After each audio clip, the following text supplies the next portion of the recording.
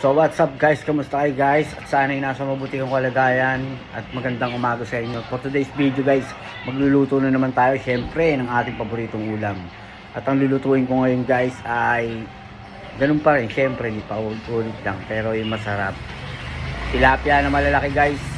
I-steak ko siya guys, kaya magti-tilapia steak tayo guys, kaya samahan niyo na ako guys. Binabad ko na siya ng 1 hour. Yan tilapia natin. 1 hour na siyang binabad and then ayan, piniprito ko na siya guys bago natin siya i-steak. Ayan nga guys, hinigis na natin yung sibuyas. Ayan.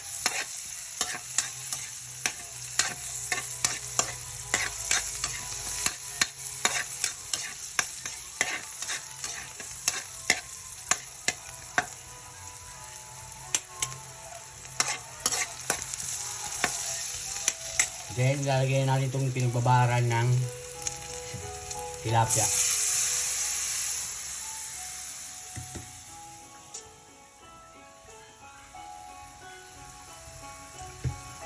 Nga guys, naisala ko na siya guys.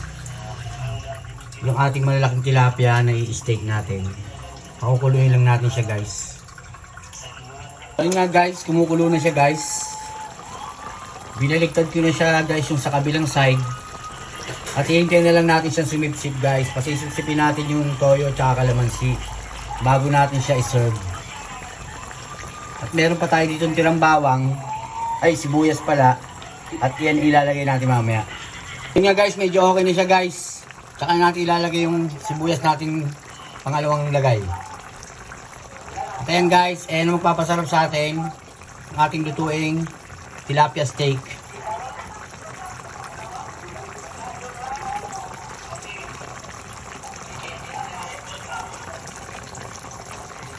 Yan, maraming sibuyas, mas masarap guys. Then tatakpan ulit natin siya.